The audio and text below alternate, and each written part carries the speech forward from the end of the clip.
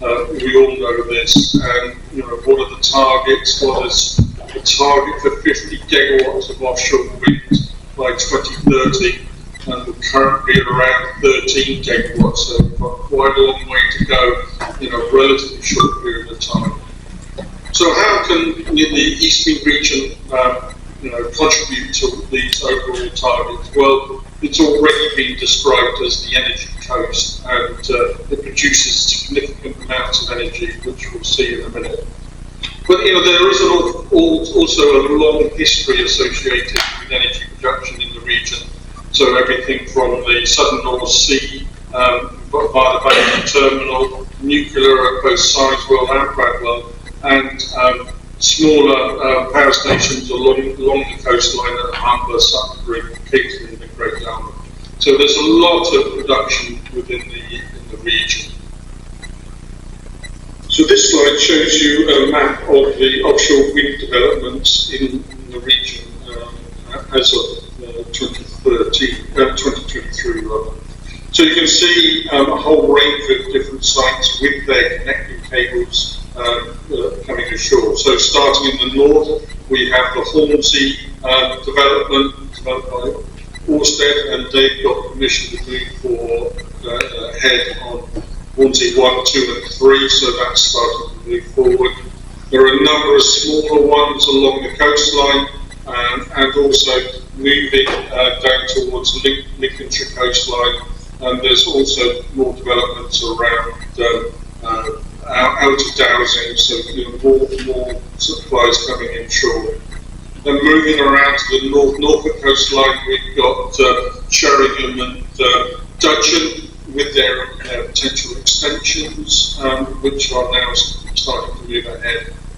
And then moving further south again, we've got the developments around Anglia 1 and the developments at Was, Vattenfall, Boreas and Vanguard, that they've now been transferred to RWE. And then another block further south again off the Suffolk coastline, the developments around 5 estuaries in that particular area. So a lot of investment going on in these particular regions.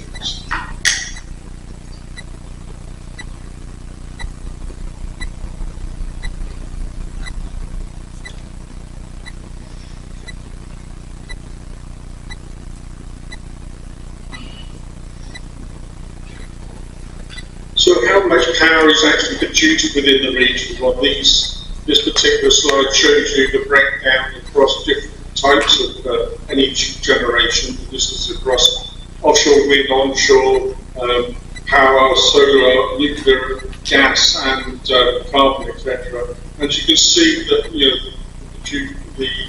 the region produces significant amounts. Well over 37% of the UK fleet of offshore wind, and it has over 9.7 gigawatts in development. So the Eastern England is a major player in this particular area. So what does this actually mean in terms of actual production? So you can actually see in this particular table the contribution of wind to the local and national targets in terms of power generation. So in the Eastern England, 30% of the power is already coming from this particular region, and this could continue to grow up to 80% of the power. So vast increases in the amount of generation within the region. So what other developments are going on? Well, Sizewell C has now got its DCO approval and a nuclear site licence, but is awaiting the final investment decision. So the bid for this development, some initial developments are going on, but it's still not got all the money lined up. Similarly, Hornsey 4 offshore wind farm also has its DCO, but again is waiting for its bid as well. Another one of the big developments in the region is the number of export cables and interconnected cables that are impacting the region. So there are potential, key sites where various cables are starting to come ashore. So Bridlington from Scotland to Dogger Bank, Maplethorpe, Weybourne, Walmerswick, which has got a connection into Europe, and Bournemouth, which is going into the Anglian cluster. So the cumulative impact of all of these particular cables is starting to become an issue. Similarly, there are some initiatives, so the Offshore Transmission Network Review, OTNR, is looking at redesigning the national grid for an offshore grid. But the economics associated with this are challenging, to say the least. So that is a big issue that needs to be sorted out in the next few years. Similarly, there are some early stage discussions on a wash barrage, but the wash does enjoy a significant number of nature conservation designations, as well as considerable shell fisheries and the port of King's Lynn itself. So there's going to be a number of major issues that will need to be addressed and mitigated against if it does go ahead. Likewise, in the hydrogen area, there's considerable use of reuse of Southern North Sea gas assets, and likewise carbon capture and storage. There was a plan to use a power station on the Humber by Equinor, but I understand that has paused at the moment. So, in summary, the region is a massive energy hub for the whole of the UK. 30% of power comes from the marine sector, and this phrase, the energy coast, is often used. This percentage will increase up to about 80% by 2035, so it's becoming more and more important. Cabling, as I said, is a major issue which needs to be addressed. Likewise, an offshore grid and organisation. So there's a whole range of different organisations involved. Lots of the big multinational companies, the likes of Orsted, SPR, RWE and EDF are in the news. One of the key issues that we need to address further is around co-location and coexistence across these sectors, and also multi-use of these locations. Finally, it's got to be recognised that the energy sector is a major socio-economic benefit to the region, employing tens of thousands of people and producing low-carbon electricity for the national grid. So thank you for listening, and if you've got any questions, please email them, or I'm sure Bob will try and answer.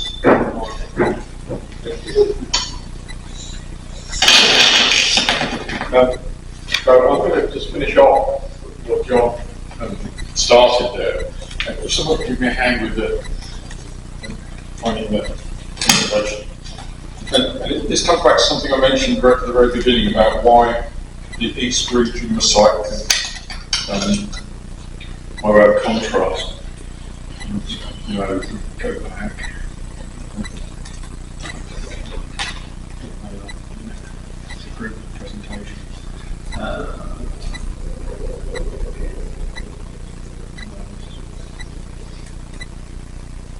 It's in. That's not on the left.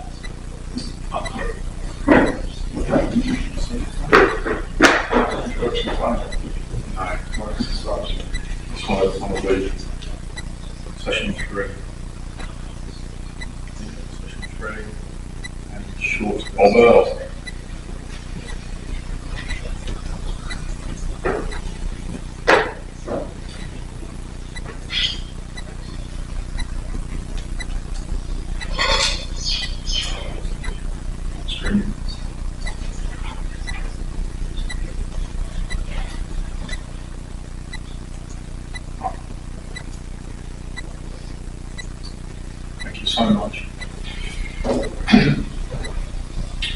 So a few words just to follow up on what John's saying, but what I do want to say, and there's opportunities for everyone.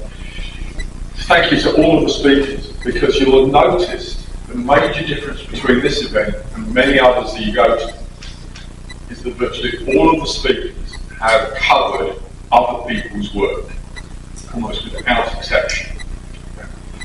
And so it's not like organising an ordinary conference, of which I've done hundreds, where you go to someone and say, will you talk about what you're working on? And they say, yes. It's easy. Easy.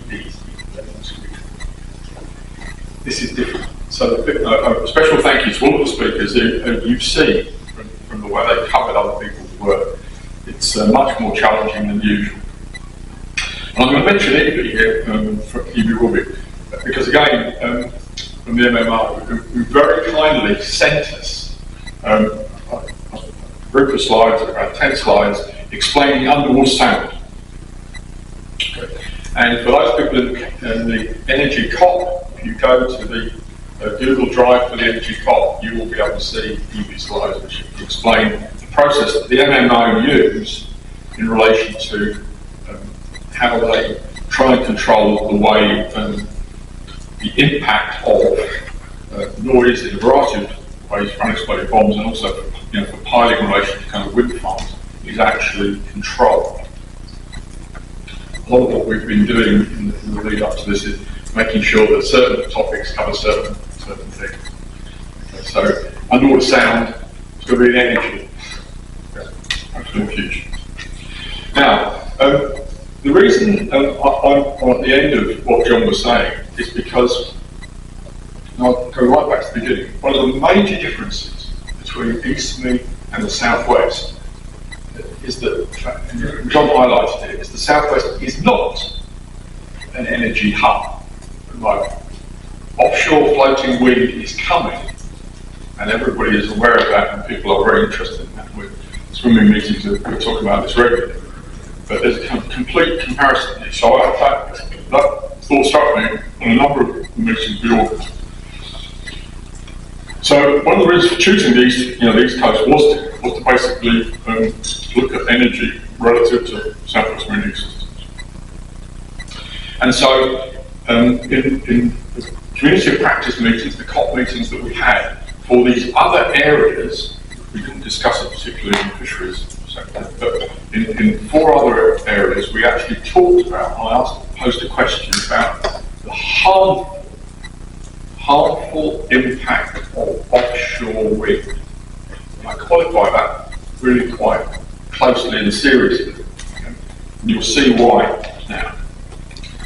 But if you follow this train of logic, okay, there was no published evidence, as far as I could see from the COP meetings, everyone told me afterwards, from the East Me region, harmful impacts of offshore wind, seabed fish or birds or mammals in 2023, beyond what we already know. We know that piling causes disturbances to cetaceans and seals. We know that. And that's what the MFO device is there. We know that if you put rock armour on the seabed, roughly 2% of the seabed is going to be covered. Bear in mind that oil and gas installations have been there. And so, the German gentleman in World War I and II managed to sort of litter the whole of the North Sea with hard structures, which the existing marine life seems to love and seems to attract sessile marine life. So offshore wind, in one sense, is no different to that. Now, I'm perfectly happy to be contradicted by anyone in the audience. Again, I'm listening to this, I'm putting it rather stark. So I'm more than happy to kind of change this particular slide. But let me give you some flavour of what seems to be going on. And you've seen the slide already from Drager, followed by a guy called Mark Earll, who was at MCS. Sure, offshore wind produces a change of habitat. It goes from sandy sedimentary habitats, of which there are a vast amount in the East Coast. There is no shortage of sandy or sedimentary habitats on the East Coast. And it changes it to hard substrate, different biotopes, So it's habitat change, yes. Is it harmful? Well, I sort of begin to think, well, I understand. No. It's certainly not the vegetal that you get off offshore drilling sites, which are definitely harmful to the seabed flora and fauna.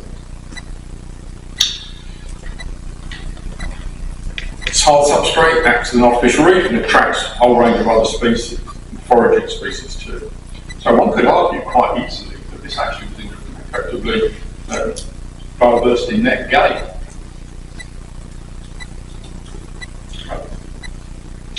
And of course, the other thing is that although it's government policy not to have a policy on fishing in reef farms, there is no government policy that says you can't fish in reef farms. The reality is that there is no fishing in wind farm sites. And if you stop fishing trawls the seabed, you will know that certainly in deeper water, the seabed starts to recover a whole host of ways to a substrate species that, well, many people would see as fortuitous. You will have all seen the map of the southern North Sea covered with oyster beds 100 years ago. It's a map that many people aspire to, okay? Never going to happen when they're actually trawling in those areas. And I would actually also say, in connection to this, that the Dutch are doing this very, very differently to what we're doing. You've got to look at their spatial allocations, which are astoundingly different to what we're doing, to get a sense of they're capitalising on this in order to benefit. Offshore wind does affect fisheries, and it does, it excludes them. It's not a government policy, but it affects when it does. But, of course, then you get the recovery of other fish species around the monopiles. And whether you like it or not, fish are attracted like magnets to hard surfaces. Any hard surface will do. They're not fussy. But monopiles are just as good as World War II wreck or oil and gas rig. Okay. So let's come to birds. We know what a bird incident looks like because in 2022 we had a very serious bird incident which caused us enormous pain when we looked at it. It was depressing beyond belief. I put here this kind of, I mentioned strandings. I mentioned the fact, and again, historically, of course, I was brought up in an era where dead birds were killed by oil pollution, and strandings collections were done. So, I'm going to come on my final slide. I'll come on for a plea for a coordinated stranding scheme, which doesn't seem to exist at the moment. But we're getting to a point now where if something happens at a significant scale, we see it. So avian flu, we see the dead birds. Dead birds float. Irritating. Most of them do, and they end up on the beach and people find them. There's a confoundingly positive note, of course, you've referred to that several times, because if the Dogger Bank sand eel fishery stays, well, that's a giant whoopee for kind of virtually everything that feeds on sand eels. Fish, and all sorts of other things, including birds. So whatever you think where the bird populations might be going now, if the Dogger Bank sand populations become available to the bird, the bird side of things and the seal populations, then one might see a big uptick on it in relation to birds. And again, that might confound any impact from offshore wind. In relation to seals, and you can see where this is going. There's this kind of, after construction, these wretched seal things habituate to these wretched offshore wind things. I don't know how many seals there are on this sandbank at Scrobie Sands. There are lots of birds there as well, I might add. But there are lots. And the tourist boats go out and watch them. Okay? So they're habituated. So that's one context of them. If you want to talk about, effectively impacts of offshore wind on seal on seal mortality, you need to record strandings, but that's not done systematically. But you've got to put that in context with some massive seal mortality from the places caused by storms. We've heard one that were this morning. And it's quite irritating reality is, of course, that seals do actually forage around water flows. Now, whether that's harmful to them, whether it's beneficial to them, it's only for them to judge. But irritatingly, they're good at finding fish, and monoplows are good at attracting fish. So we need to kind of, if you like, somehow resolve some of the things that are going on in relation to this. And I've put this, how will we ever know? The harmful impacts of offshore wind, how will we ever know? Okay, let me kind of just do 2 or 3 things. If you take the survey work, or all of the studies that are going on in the East region, huge amounts of money, it's in relation to offshore wind, huge amounts of money, extraordinarily competently done, lots of technology, these reports going to well-verified data stores, and they do, but no one seems to ever pick out the highlights of those reports or actually feed them back. So from the post-installation monitoring work, for example, which no one mentioned in any of these COPs, there was no, you've got to read the report that came out 3 years ago that was done on such and such a wind farm site, which said that this was the harmful impact. Because no one was simply mentioning it. So it's really rather strange. And what's interesting also is that coming from the southwest, there is a major stranding scheme in the southwest run by Cornwall Wildlife Trust. They collect data on cetaceans, which they feed into the National Cetacean Scheme, and seals, and birds, and invertebrate wrecks, once or not jellyfish wrecks on the seashore. That scheme is extraordinarily cost efficient. It's been running now for over almost 30 years. Each year it shows you graphs of the number of dead seals or the number of dead cetaceans, and you can track those numbers year on year for the different species. Apart from the cetaceans, nothing of that sort seems to exist on the East Coast. And the problem with the cetacean reporting is it comes out about 4 years late. So Rob de Earll and co-doing CSIP, terrific stuff, but you're going to find out there's a problem in 4 years' time, which isn't really good enough. Okay? So if you actually want to answer the question, what's the harmful impact of offshore wind? To answer that, we need evidence, and that evidence needs to be produced and published in a consumable fashion for the community. Because I saw, because coming back to the COP meetings, there was no obvious production of evidence, one way or the other. This comes back to how will we ever know? Okay. So I'm sorry that's kind of, well, put it this way, this is a gap for people to drive coaches and horses through in terms of a new project on the East Coast. As I say, it's really very powerful. So I'll stop there. I think there's just a question. Yeah, for all.